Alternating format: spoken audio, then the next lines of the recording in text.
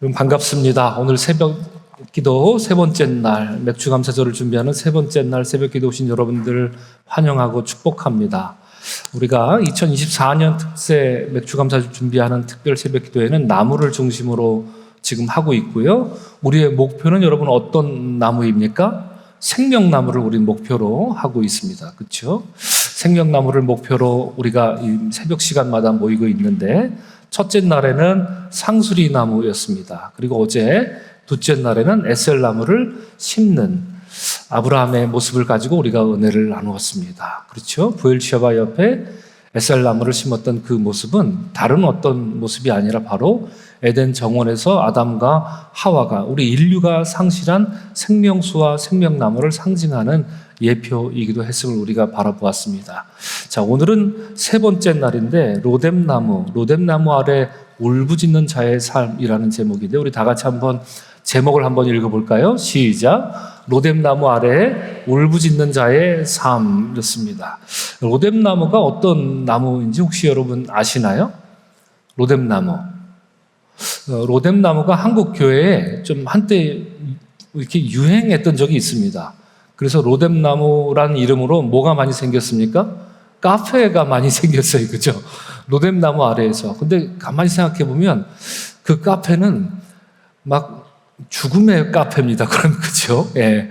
로뎀나무 아래에 이제 앉았던 이 엘리야는 죽을 것 같은 그런 고통 속에서 울부짖는 카페가 로뎀나무 아래에서라는, 그런데 굉장히 무슨 이름 자체가, 로뎀나무라는 이름 자체가 말랑말랑하고 아주 그럴싸한 그런 나무 아래에 있는 것 같은 이 내용을 우리가 모르고 보면 이제 그럴 수가 있는데요. 그런데 그렇지 않죠. 로뎀나무 하면 일단 이미지를 한번 보실까요? 로뎀나무는 이렇게 생겼습니다.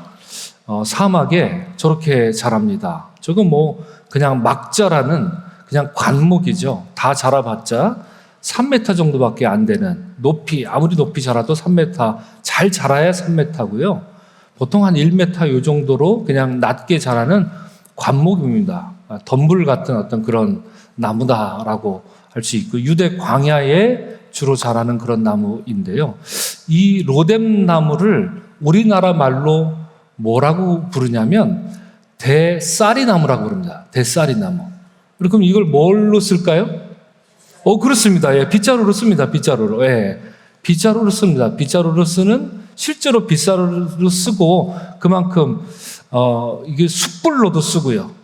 불쏘시개로도 쓰고, 그래서 시편에도 이 로뎀나무 가지고 불쏘시개, 너희가 이 로뎀나무처럼 불쏘시개처럼 사용된다라는 표현이 그래서 나오는 이유인데 바로 그렇습니다. 영어로 그래서 이 로뎀나무가 브룸 트리라고 그래요. 브룸은 뭐냐면 그냥 말 그대로 빗자루예요. 빗자루. 예, 예, 빗자루인데요. 로뎀나무 아래에서, 그러면 빗자루 나무 아래에서, 이런 의미가 된다라는 것을 우리가 알 수 있을 텐데요. 자, 이 로뎀나무가 오늘 나오고 있는 이 배경이 어떤가 생각해 보면 너무나도 유명한 장면이죠. 이제 이스라엘 땅에 아주 기근이 든 거죠. 지랄 같은 진짜 기근이 들어서 사람들이 기근이 들어서 막 죽어가고 이제 하고 있는 그때에 신들이 대견을 벌입니다. 그래서 바알 선지자 몇 명이죠? 450명, 아세라 선지자 400명 대 이제 누구 한 사람? 엘리야 한 사람입니다. 그래서 성경에 열왕기상 18장 20절에 이렇게 말하고 있습니다. 여호와의 선지자는 나만 홀로 남았다, 이렇게 말해요. 이게 뭘 말할까요? 외롭고 그리고 두렵고 이런 것을 지금 엘리야가 표현하고 있는 거죠. 여호와의 선지자는 나만 홀로 남았고 저 상대방은 몇 명? 450명에다 400명이나 되는 선지자들과 내가 지금 대결을 벌여야 한다라는 것이죠. 이때 엘리야는 무엇을 의지할 수밖에 없습니까? 살아계신 하나님을 의지할 수밖에 없었던 것이죠. 그래서 엘리야는 마음을 담대하게 먹습니다. 그래서 그 선지자들에게 소리치면서 말하죠. 야, 너희들은 너희들의 신의 이름을 말하라. 나는 나의 신 여호와의 이름을 부르리니, 이때 만약에 하늘로부터 불로 응답하는 신이 참된 신이다, 이렇게 내가 너희와 내기를 하고 싶다, 이렇게 제안을 하는 그런 장면이 나옵니다. 여러분, 엘리야가 이렇게 말할 수 있었던 이유는 무엇입니까? 무슨 엘리야가 무슨 대단한 점쟁이라도 되나요? 그렇지 않죠. 엘리야가 이렇게 담대하게 선지자들에게 말할 수 있던 것은, 바알 선지자, 에스라 선지자에게 말할 수 있었던 것은, 그는 하나님 한 분을 신실하게 믿었던 그 믿음이 있었기 때문이죠. 시작부터가 달랐습니다. 그죠? 엘리야는 자기의 힘과 능력을 의지한 게 아니라 하나님이 행할 것이다. 그러므로 너희는 너희 신의 이름을 불러라. 나는 나의 하나님 여호와의 이름을 부르겠다. 불로써 응답하는 자가 바로 참 신이다. 라고 이렇게 하나님이다. 참 하나님이다. 이렇게 소리를 쳤던 것이죠.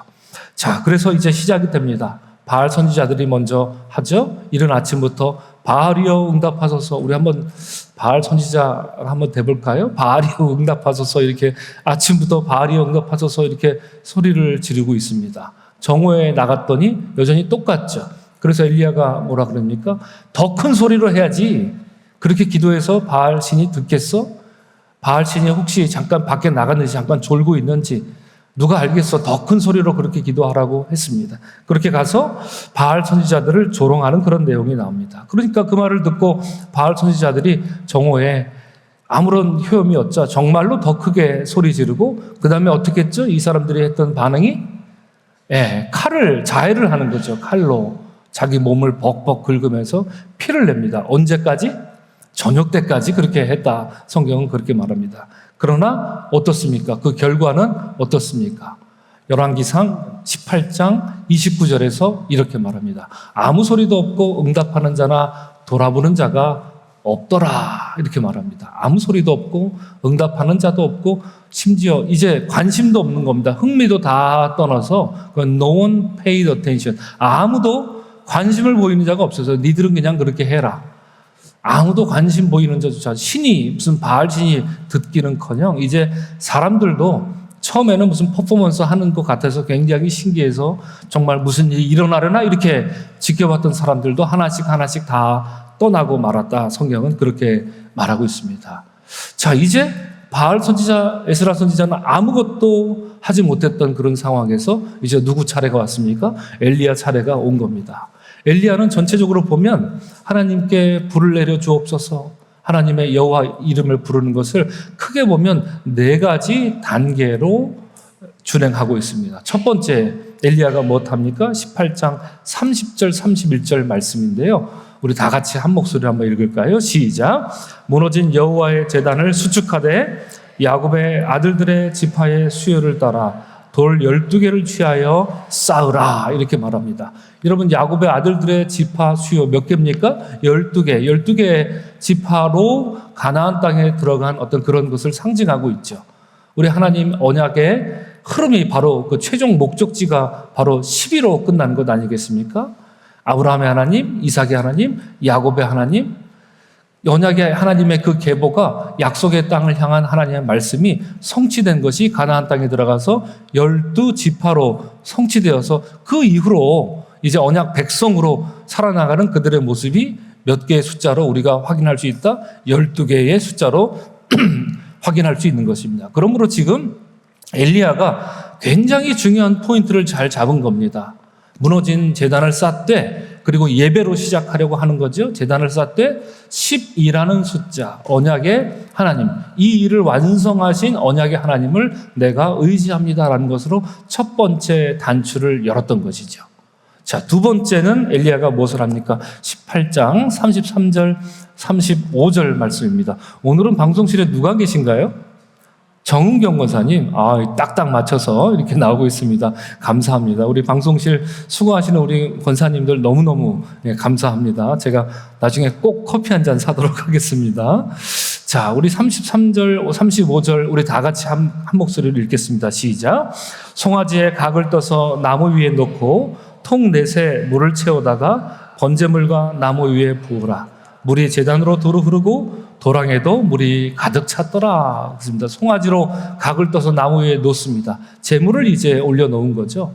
그러면 이제 마른 장작을 가져다가 이렇게 막 갖다 놓고 조금이라도 불이 더 잘 붙도록 그렇게 분위기를 마련할 만도 한데 엘리야의 생각은 달랐죠. 이게 여러분 나중에 이제 말씀드리겠지만 이게 하나님 성전에 물이 흐르는 어떤 그런 장면하고 이제 완벽하게 일치하는 그런 엘리야의 행동인데 지금 자세한 말씀을 드릴 수는 없으나 오히려 마른 장작을 갖다 놓는 것이 아니라 거기다가 물을 부으라고 합니다.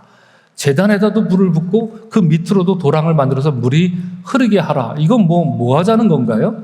불이 내려와서 이걸 불로 살라야 되는데 엘리야는 정반대의 그런 행위를 하고 있습니다.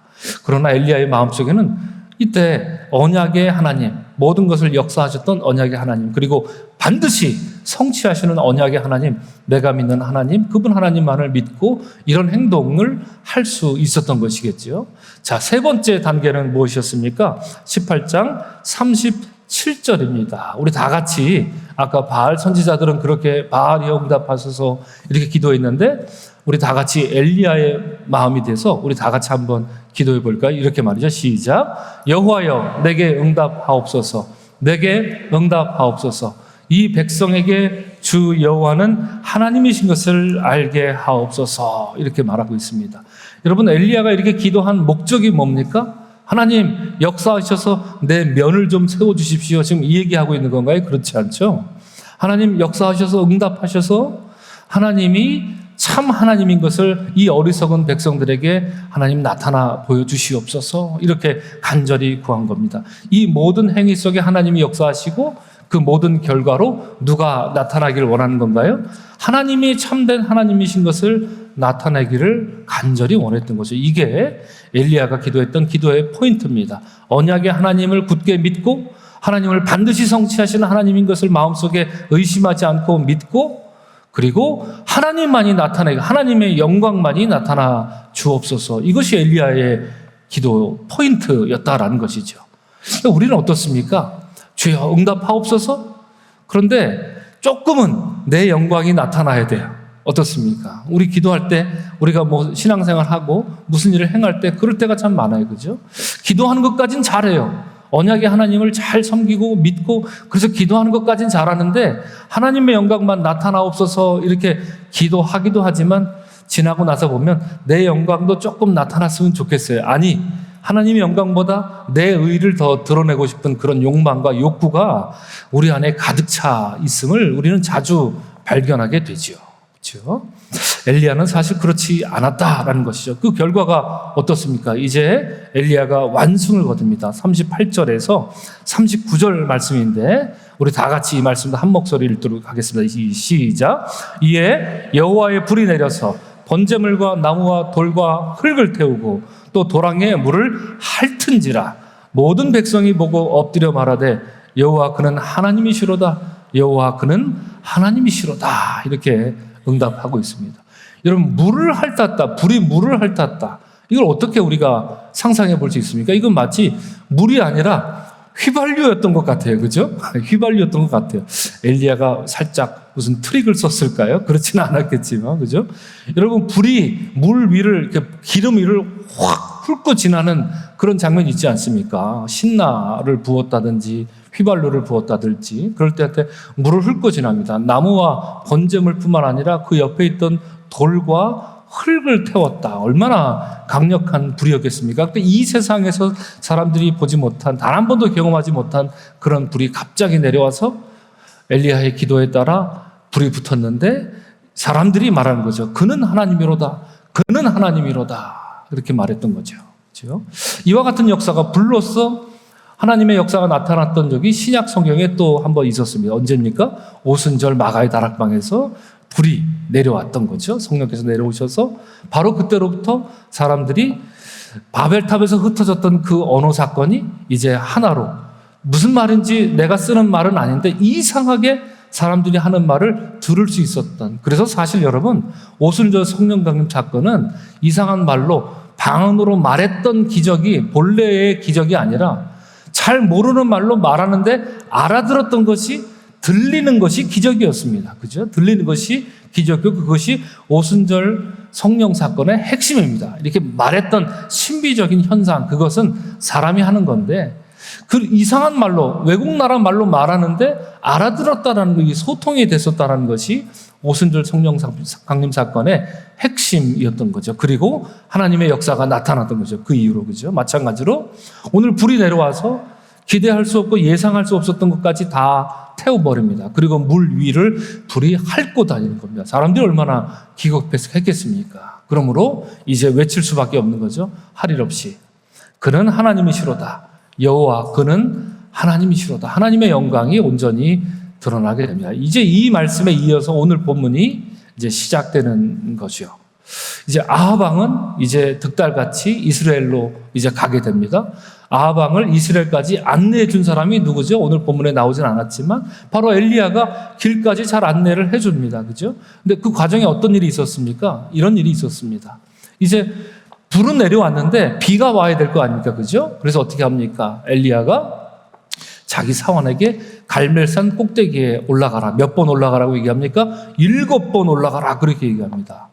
여러분, 갈멜산에 이렇게 올라가면 정말 저쪽에 이제 보이진 않지만 지중해 저쪽으로부터 이렇게 뭔가 습기가 이렇게 느껴집니다. 실제로 거의 가까워요. 바닷가에서 그렇게 멀지 않은 곳이기 때문에 지중해 저쪽으로부터 습기가 이렇게 느껴지고요. 사실 갈멜산이 우리 열왕기 상에 나오는 본문으로 이렇게 유명해서 그렇지, 갈멜산은 뭘로 유명한지 아십니까? 혹시 여러분? 만 년 전부터 뭘로 유명하냐면, 고대 고고학 책을 보면 갈멜산은 무엇으로 유명하냐면 꽃으로 유명합니다. 꽃이 만발한 곳.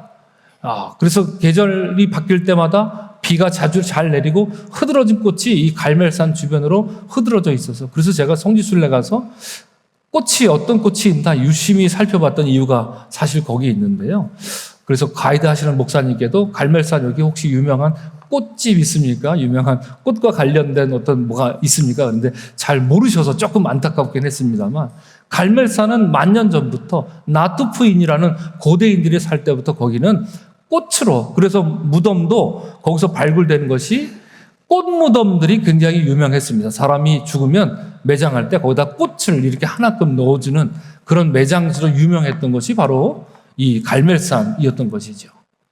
자, 그만큼 이제 비가 자주 오는 곳이었는데 비가 안 왔다라는 것인데, 이제 엘리야는 사원에게 갈멜산으로 올라가라고 합니다. 7번 올라가라. 첫 번째, 두 번째, 세 번째, 네 번째, 다섯 번째, 여섯 번째, 아무 일도 일어나지 않습니다. 그러나 7번째 올라갔을 때 이제 사원이 뭘 봅니까? 저쪽 바다 쪽으로부터 비구름이 몰려옵니다. 엘리야, 선지자여, 저 바다로부터 비구름이 몰려옵니다. 이렇게 소리를 쳤나요? 아니죠. 비구름이 몰려오긴 무슨 비구름이 몰려옵니까? 얼마만한 구름이 옵니까? 이 손바닥만한 비구름이 옵니다. 여러분, 손만한 구름이 오면 이제 비가 내리겠다 이렇게 생각하는 사람이 어디 있어요, 그죠? 그렇게 아무도 생각하지 못할 텐데 엘리야는 바로 그것을 듣습니다. 그걸 듣고 이제 말하죠. 아합 왕에게 바로 일러주는 것 아닙니까? 이제 비가 내려올 테니 서둘러 이 비 피해를 당하지 않도록 마차를 타고 속히 가십시오. 이렇게 말합니다. 그리고 정말 이제 45절에서 이제 비구름이, 우리 다 같이 한번 읽겠습니다. 시작. 조금 후에 구름과 바람이 일어나서 하늘이 캄캄해지며 큰 비가 내리는지라. 이렇게 성경이 말합니다.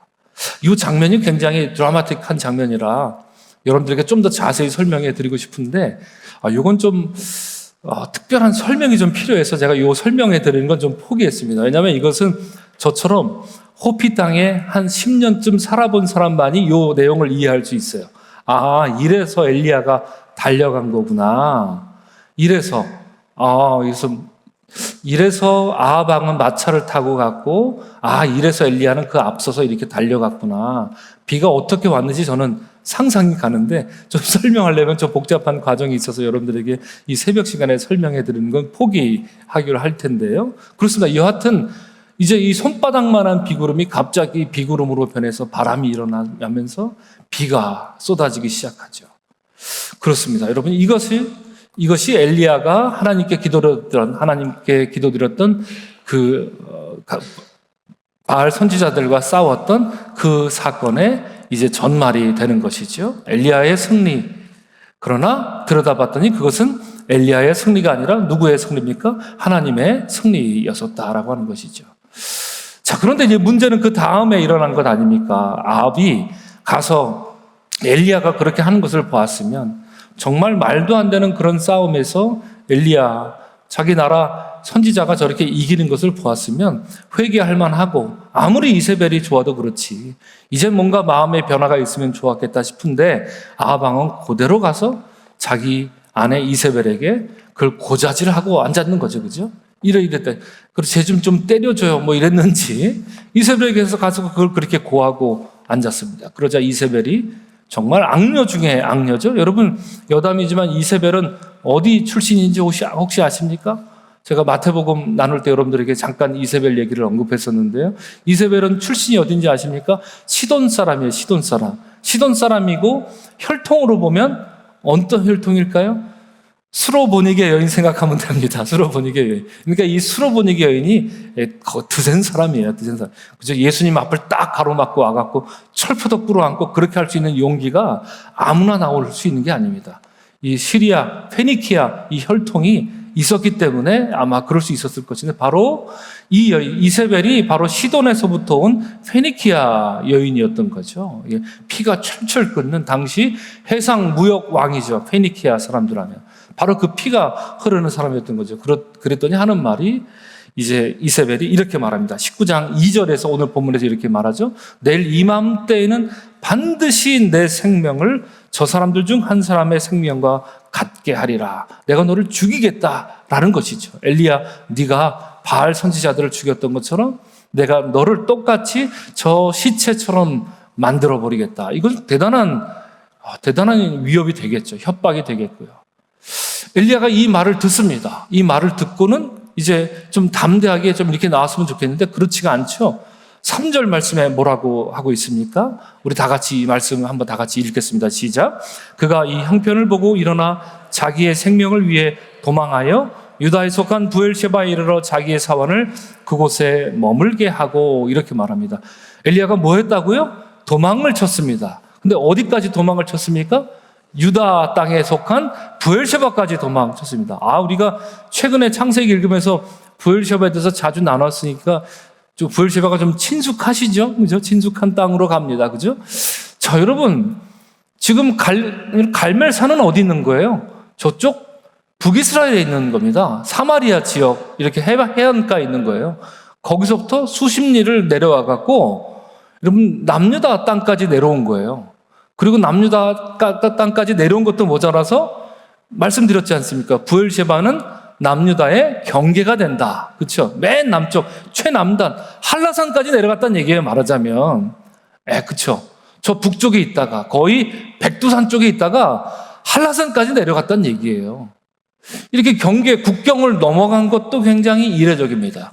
국경 넘어가서 이렇게 까딱 잘못했다가는 쫓겨나기 십상이고 얻어맞기 십상입니다. 누가 그랬습니까? 우리 선지자 중에 거꾸로 남유다 사람인데 북이스라엘 가서 예언 이렇게 했다가 야 그딴 소리 할 거면 니네 나라나 가서 해. 왜 여기까지 와서 그런 소리 하는 거야? 하면서 이렇게 호통당했던 선지자 누가 있습니까? 아모스 선지자가 그랬던 거 아닙니까? 남유다에 있다가 남유다에서 하지. 왜 굳이 북이스라엘까지 가서 그렇게 얘기하다가 북이스라엘 사람들이 듣고 보니까 저 동물에 남조선 동물이 아니에요. 그러면서 이렇게 나온 거예요. 그죠? 당장 내려가라 이렇게 아모스에게 협박했던 그런 내용이 있지 않습니까? 마찬가지로 이 북조선 동무가 갑자기 남조선으로 도망친 겁니다. 이 굉장히 이례적인 일이죠. 엘리야가 그만큼 무서웠다라는 얘기죠. 두려움에 휩싸였다라는 것이죠. 그렇게까지 할 것이 아닌데 그렇게 했다. 그런데 내려간 곳이 어디였다? 바로 부엘셰바로 내려갔다 말합니다. 그럼 부엘셰바는 어떤 곳입니까? 우리에게 친숙한 곳인데 부엘셰바는 우리가 첫 번째 우리가 성경 본문에서 부엘셰바랑 직접적인 관련 있는 여인이 있습니다. 누굽니까? 하갈입니다. 그죠? 하갈은 부엘셰바에서 어떤 하나님을 광야에서 어떤 하나님을 만났습니까? 들으시는 하나님, 보시는 하나님을 만났던 거예요. 그래서 그로 하여금 보게 하시는 하나님을 만난 거죠. 바로 그 장소가 부엘셰바였었습니다. 처음에는 뭣도 모르고 만났는데 뭣도 모르고 그 우물물을 마셨는데 알고 봤더니 그것이 부엘셰바였던 것이죠. 나중에 봤더니 아브라함이 그렇게 부엘셰바라는 이름을 짓고 아브라함이 판 우물이 있는 곳이 바로 거기고 이삭이 또 우물을 팠던 것이 부엘셰바입니다. 물의 장소로 갔던 거죠. 그래서 그곳은 훗날 아브라함과 이삭과 야곱이 언약 백성들의 시조들이 즐겨 살았던 땅 바로 부엘셰바였던 곳이죠. 그러므로 한편으로 생각해 볼 때 무서웠지만 엘리야가 참 잘하였도다 이렇게 말해주고 싶어요. 그죠? 부엘셰바로 가는 것은 참 잘했다. 그래 엘리야 그래, 나약해졌지? 마음이 연약해졌지? 그래, 그럴 수 있어. 그렇지. 백두산에서 한라산까지 도망칠 수 있어. 갈멜산, 이스라엘에서 브엘셰바까지 도망칠 수 있어. 우리 그럴 수 있는 거죠. 그죠? 그래, 잘했어. 그러면 거기서 하나님을 만나야지. 당신을 바라보시고 당신을 들으시는 하나님을 만나야지. 여기까지 갔을 때 우리는 엘리야를 막 응원하는 그런 마음이 막 생겼어요. 브엘셰바에 이르렀다라고 할 때. 그런데 그 다음 본문에서 이제 엘리야는 다른 선택을 합니다. 와령상 오늘 본문 나 말씀인데요. 4절과 5절 말씀에 무엇을 선택하고 있습니까?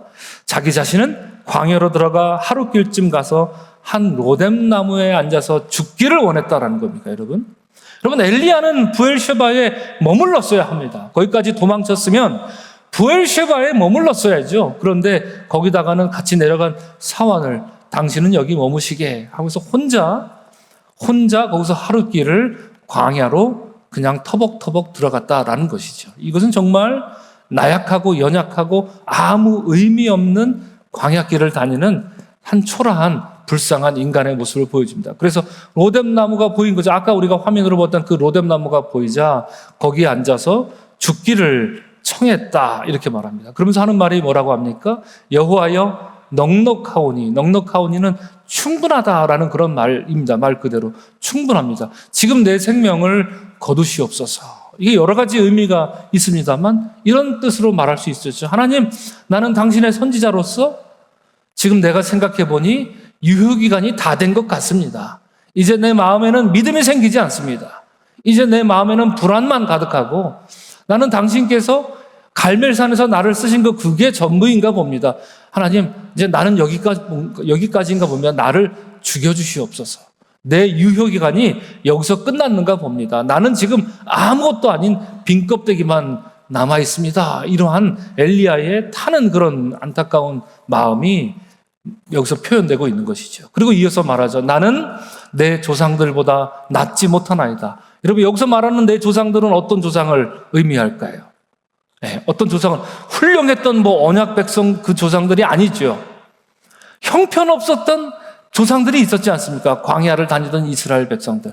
끊임없이 하나님을 배반하던 그런 이스라엘 백성들. 하나님 곰곰이 생각해 보니 지금 내 꼬라지가 내가 그토록 우리 그랬던 조상들이 있었으니 이제는 언약 백성으로 우리 백성들에게 내가 하나님 말씀을 전해야지라고 내가 생각했었는데 생각해 보니 내가 비난하던 내 조상들만도 못한 모습으로 지금 당신 앞에 나왔습니다. 이렇게 말하면서 이런 나이니 내가 살아서 무엇합니까? 하면서 결국 로뎀 나무에 앉았다가 성경 본문은 어떻게 됐다고요?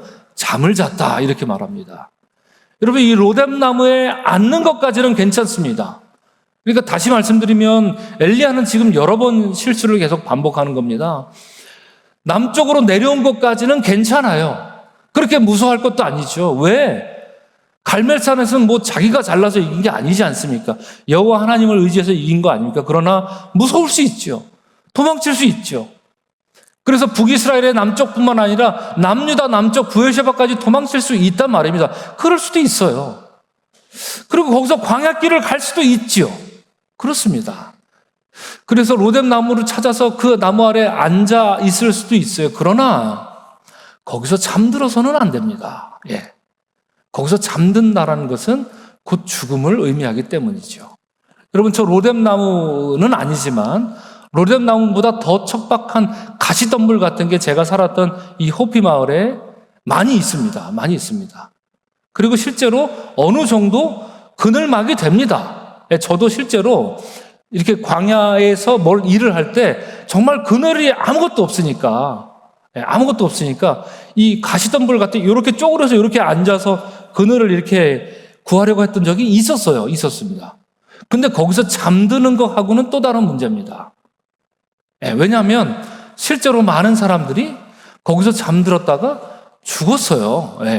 광야에서. 물론 그냥 맨정신에 잠든 사람은 없었고 이제 술에 취하고 이제 마약에 취했다가 광야길을 터덜 이렇게 걸어가셨다가 한없이 걸어가셨다가 이제 물기가 수분이 다 빠지고 힘이 쭉쭉 빠져가지고 그냥 최소한의 그늘이라도 얻고자 했던 사람들이 바로 이 가시덤불 같은데 이렇게 그 밑에 이렇게 누워서 잠을 청하는 경우가 많이 있습니다.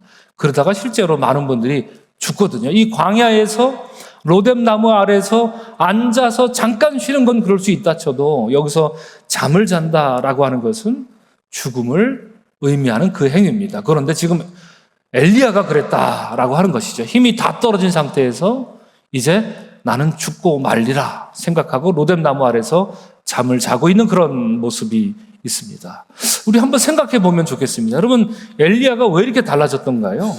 며칠 전까지만 해도 너희 신이 응답하는가, 내 하나님 여호와가 응답하는가 보자, 이렇게 담대하게 말할 수 있었던 사람이었는데 왜 이렇게 달라졌을까 우리가 생각해 볼 필요가 있습니다.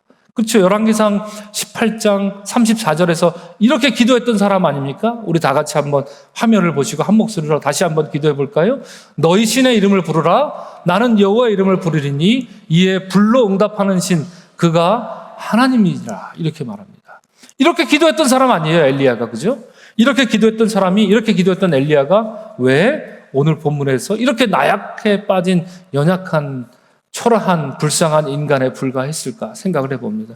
과연 그 과정에서 어떤 일이 있었을까 우리가 추측해 볼 필요가 있습니다. 그래서 가만히 보니까 오늘 본문 말씀인데 19장 3절 말씀에 그 해답이 있어요. 여러분, 이 말씀을 한번 보도록 하겠습니다. 아까와는 제가 강조점을 달리했습니다. 우리 천천히 한번 읽어볼까요? 시작. 그가 이 형편을 보고 일어나요. 뭘 봤다고요, 여러분? 이 형편을 보았다고 합니다. 네, 그죠? 여러분, 엘리야가 자기 형편 보고 갈멜산에서 바알 선지자들하고 대적했던 건가요? 아니죠. 자기가 자기 형편을 보고 그렇게 대적했던 게 아니지 않습니까? 하나님에 대한 믿음으로, 언약 백성으로서 언약의 하나님에 대한 강력한 믿음으로, 굳은 믿음으로 갈멜산에 그렇게 설 수 있었던 것 아닙니까? 그런데 갈멜산에서 내려왔다고 이제 엘리야는 이세벨이 너 죽여버릴 거야 이렇게 말하자 죽여버릴까라는 그 위협당하고 있는 자기의 시츄에이션, 그죠? 자기 형편을 보고 일어났습니다. 갈멜산에 갈 때는 위로부터 오시는 하나님의 능력을 보고 일어났던 엘리야가 이제 나를 위협하고 있구나라고 하는 자신의 초라한 형편을 보고 일어났다라고 합니다. 그리고 무엇을 위해 도망쳤다고요? 자기의 생명을 위해서 도망쳤다라고 합니다. 엘리야가 갈멜산에 간 것이 자기 목숨 보존하려고 갈멜산에 갔습니까? 목숨을 보존할 것 같았으면 진작에 도망쳤어야죠. 450 이 무시무시한 선지자들과 아합왕과 어떻게 대결해서 그건 목숨 내놓고 하는 일 아니었습니까? 그죠? 목숨 내놓고 갈멜산에 올랐던 이 선지자가 이제는 갑자기 하나님의 현실을 보지 못하고 하나님의 현실을 망각하고 자기를 위협하는 그 현실 앞에 갑자기 쪼그라든 겁니다. 그리고 자기 생명을 위해 도망쳤다. 이렇게 성경이 말하고 있습니다. 여러분, 우리 믿음 생활은 그러므로 해석을 잘 해야 되는 거죠. 그냥 아무렇게나 막 해석할 수는 없고요. 우리 믿음의 사람들은 언제나 언약 백성의 해석에 눈이 있어야 됩니다. 그렇죠? 지금 내 눈에 보이지 않아도 나를 보시는 분, 나를 들으시는 분, 그래서 부엘셰바의 하나님을 우리는 끊임없이 생각해야 됩니다. 지금 이런 상황 속에서 하나님 나를 바라보신다. 여러분, 그런 믿음이 있으십니까? 그 믿음으로 사셔야 됩니다. 지금 내 상황이 어떠하더라도 내 상황이 아무리 초라하고 아무리 볼품없고 지금 내가 바닥을 기는 것 같은 그런 어려운 어둠의 터널을 지나고 있다 할지라도 반드시 여러분 잊지 말아야 될 것은 지금 나를 누가 보고 있다? 하나님이 보고 계시다. 하나님이 보고 계시다. 여러분, 그 믿음이 있어야 됩니다. 그리고 내 신음소리를 다른 사람들은 듣지 못한다 하더라도 내 기도를 하나님은 반드시 들으신다. 부엘셰바의 신앙은 그것 아니겠습니까? 나를 바라보시고 나를 들으신다라고 하는 것. 이것 망각하는 순간 엘리야처럼 현실만 보이는 겁니다. 답답하고 어둡고 답이 없고 미래가 없는 거죠. 지금 엘리야가 처해 있는 상황이 바로 그런 것이었습니다. 자, 두 번째, 여러분, 엘리야가 착각한 게 있습니다. 엘리야는 갈멜산에서 자기의 능력으로 그 일을 행한 것이 아니지 않습니까? 그런데 그 일이 마치 자기의 승리라고 도치라도 됐던 것일까요? 그렇지 않지 않습니까? 그것은 하나님의 승리였고 사람들이 그가 여호와 하나님이다 이렇게 고백했다라고 말하는 것처럼 그것은 하나님의 승리였다라는 것이지요. 엘리야는 그것을 망각했던 것입니다. 그러나 엘리야는 망각했고 부엘셰바까지 내려왔고 광야길을 걸어갔습니다. 그리고 로뎀나무 길을 찾았고 그 아래 앉았다가 잠이 들었습니다. 이제 죽음만이 남아있는 것입니다. 그러나 여러분 바로 이때 정말 우리 하나님은 보시는 하나님 있던 거죠. 그래서 이제 엘리야를 찾아오십니다. 여호와여 넉넉하오니 내 생명을 거두시옵소서 이렇게 울부짖다가 잠든 그 엘리야에게 이제 여호와의 사자가 찾아오는 장면인데 오늘 본문 말씀입니다. 5절과 6절 말씀 우리 다 같이 한 목소리로 읽겠습니다. 시작. 천사가 그를 어루만지며 그에게 이르되 일어나서 먹으라 하는지라 본즉 머리맡에 숯불이 구운 떡과 한 병 물이 있더라. 이에 먹고 마시고 다시 누웠더니 여러분 천사가 나타나서 무엇을 했다 그러죠? 어루만졌다 말합니다. 어루만진 게 어떻게 어루만진 걸까요? 이렇게 곱게 어떻게 만졌는지 우리는 알 수 없습니다. 영어 성경에 그냥 터치했다 이렇게 나오는데 이 히브리 말 성경 보면 이 어루만지다라는 말 단어가 범상치 않은 단어입니다. 언제 또 누구를 여러분 성경에서 어루만졌는지 아십니까? 한번 상상해 보십시오. 누구를 어루만졌는지 아십니까? 다니엘 여러분 7장 8장 지나면 갑자기 다니엘에게 환상이 막 쏟아지잖아요. 다니엘이 감당할 수 없는 그 환상이 막 쏟아지자 다니엘이 갑자기 이 환상을 내게 주십니까? 감당할 수 없는 환상에 다니엘이 무릎을 이렇게 꿇고 땅에 이렇게 엎드러지는 그런 장면이 있어요. 그렇게 엎드러져 있을 때 하나님이 그를 어떻게 했더라? 어루만지셨더라 이렇게 합니다. 어루만지시는 목적은 뭡니까? 계속 잘 자라 우리아가 그게 아닙니다. 어루만지시는 목적은 뭡니까? 일어나라 하는 거예요. 일어나라 라는 얘기입니다. 일어나라. 너는 그렇게 주저앉아 있을 수 없다. 일어나거라. 깨우시는 하나님. 그것이 오늘 본문에 어루만지는 하나님으로 나타나는 것인 거죠. 여러분들이 아무리 주저앉아 있고 아무리 낭망하고 있을 때 여러분을 어루만지시는 그 하나님의 역사가 반드시 나타납니다. 그리고 그런 역사가 있었기 때문에 여러분 잠자다가 일어나면 내가 일어난 줄 알죠. 우린 보통 그렇습니다. 그냥 아침에 내가 일어난 줄 알죠. 그러나 여러분들 깨워주신 하나님을 지금까지 인지하며 사신 적 있으십니까? 내가 그때 그냥 계속 잠들어 있을 수 있을 뻔했는데 그때 하나님이 날 깨워주셨구나. 그때 나는 이쪽으로 가고 싶었는데 왠지 모르게 이쪽으로 갔던 것이 하나님이 그때 나를 어루만지셨구나. 그렇죠? 나는 그때 계속 잠을 더 자고 싶었는데 나를 깨워주시고 내 갈 길을 조정해 주셨던 그런 하나님. 지난 6개월간 여러분 우리 하나님은 어떻게 여러분 삶 속에서 어떤 그렇게 역사를 보여주셨습니까? 우리가 기억해 볼 필요가 있습니다. 우리 하나님은 우리를 어루만지십니다. 그리고 방향을 재조정해 주시는 하나님이십니다. 여러분 지난 6개월간 우리 하나님은 여러분과 함께 그런 하나님으로 함께 하셨습니다. 여러분 모르셨다라면 오늘 이 새벽 시간에 기도할 때 여러분을 어루만져 주시고 여러분의 방향을 재조정해 주시고 새로운 길로 일어서서 걷게 만드시는 그 하나님을 만나시기를 주님의 이름으로 축복합니다. 아멘. 그렇습니다. 그리고 되게 재밌는 표현이 나오죠. 숯불에 구운 떡. 하나님이 숯불을 언제 구했다고 숯불구이 떡을 이렇게 주십니까? 이거 숯불구이란 말을 왜 이렇게 번역했는지 저도 모르겠습니다. 여러분 숯불구이가 아니라 그냥 옆에 돌 위에 굽는 구이입니다. 떡을 돌 위에 걷다라는 그만큼 뜨거웠다라는 얘기예요. 40도 50도까지만 올라가는 그런 광야길이었으니까 거기다가 그러니까 우리의 환경을 바꾸시는 하나님이시죠. 그냥 40도 50도 올라가는 뜨거운 그런 광야인데 하나님은 그 뜨거운 환경을 이용하셔서 그걸로 떡을 구워서 주셨다라는 얘기죠. 엘리야에게. 죽을 것만 같은 그런 환경과 조건이 지나고 나서 봤더니 우리의 방향을 재조정해 주신 하나님을 만나고 봤더니 하나님은 바로 그 불리한 조건을 유리하게 활용하시고 재조정해 주셔서 우리에게 살 길을 허락해 주신다라고 하는 것이죠. 자, 이렇게 떡을 먹고 그랬으면 엘리야는 일어나서 성큼 내가 이제 가야 되겠다 하고 일어났던가요? 아닙니다. 안타깝게도 엘리야는 다시 그걸 먹고 또 잠듭니다. 그죠? 잠에 하도 취하면 누가 한번 깨운다고 알람 한번 듣는다고 일어나지 않아요. 또 알람 끄고 잠들게 되죠. 지금 엘리야의 모습이 바로 그런 모습입니다. 그러면 어떻게 할까요? 이놈 봐라. 그냥 잠들고 있네. 하나님이 또 그냥 가셨을까요? 아닙니다. 네. 여러분이 멀쩡하게 일어나서 멀쩡하게 하나님의 백성으로서 이렇게 살 수 있는 것, 그거 알람 소리 한 번 듣고 깬 거 아닐 수도 있습니다. 두 번, 세 번. 오늘 새벽에도 알람 소리 두 번째 때문에 깨서 오신 분 있지 않습니까? 없나요? 네. 어떨 땐 저도 그렇습니다. 두 번째, 한 번 첫 번째 알람은 그냥 무시하기 위해서 또 알람을 그렇게 맞춰놔요. 네, 어쩔 때는. 두 번째 알람 소리를 듣고 이때는 가야지 하고 벌떡 일어나서 깨우는 것처럼 우리 하나님 오늘 본문 말씀에 보면 엘리야를 첫 번째 어루만지셨다가 이제 두 번째 어루만지시죠. 그게 7절 말씀입니다. 우리 다 같이 한번 읽겠습니다. 시작. 여호와의 천사가 또다시 와서 어루만지시며 이르되 일어나 먹으라. 내가 갈 길을 다 가지 못할까 하노라 하는지라. 이렇게 말하고 있습니다. 또다시 깨우십니다. 그렇죠? 깨우십니다.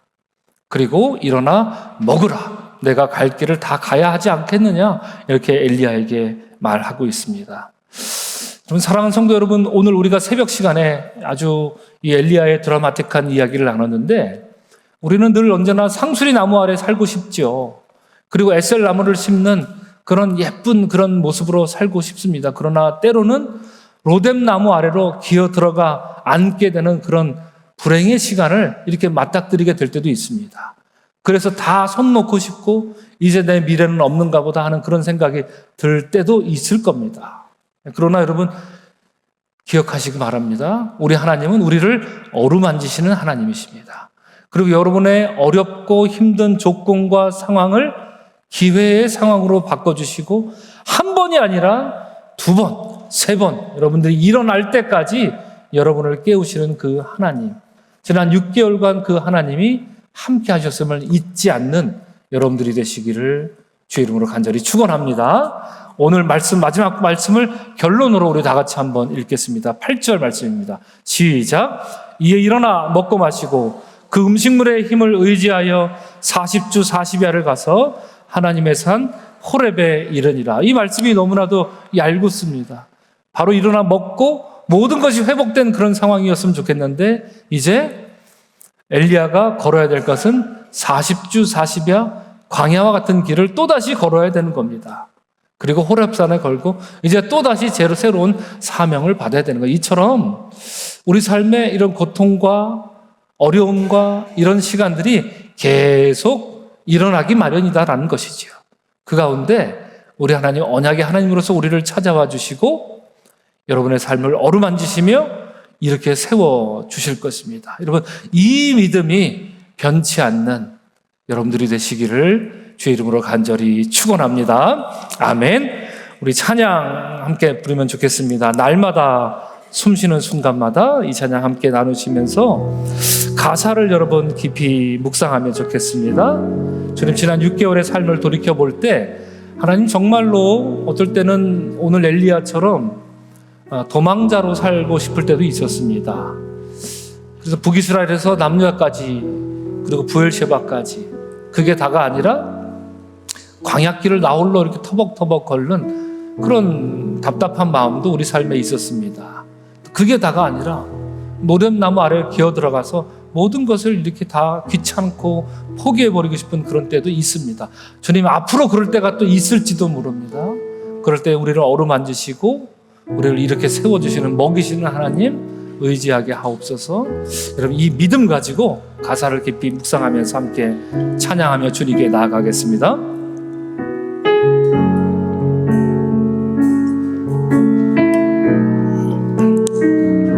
우리 불은 꺼주시고요 가사만 띄워주십시오. 날마다 숨쉬는 순간마다 내 앞에 어려운 일 보내 주님 앞에 이 몸을 맡길 때 슬픔 없네 두려움 없네 주님의 그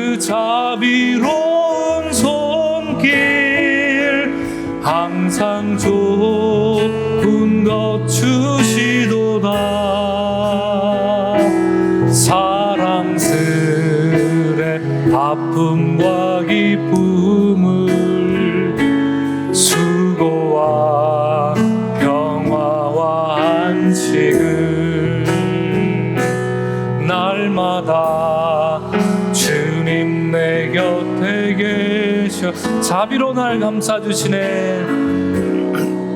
날 우리 가슴에 손을 얹고 찬양합니다. 주님 앞에 이 몸을 맡길 때 힘주시네. 위로함 주네. 지네 위로함 주네. 어린 나를 품에 안으시사 항상 평안함 주시도다. 내가 살아 숨을 쉬는 동안 살피신다 약속하셨네. 아멘 아멘. 인생의 어려운 순간마다, 인생의 어려운 순간만 주의 약속 생각해보네. 약속 생각해보네. 내 맘속에 믿음 일치 언약의 말씀 속에 위로를 얻으시길 바랍니다. 예, 위로를 얻네. 주님의 도우심 바라보며 모든 어려움 이기도다. 흘러가는 순간순간마다 주님 약속 새겨보. 주님의 도우심 바라보며 모든 어려움 이기도다. 흘러가는 순간순간마다 주님 약속 새겨보. 우리 다 같이 주님 이름 크게 한번 부르고 기도하며 나아가겠습니다. 기도하겠습니다. 주여, 은혜 주님 감사합니다. 오늘 열왕기상의 말씀으로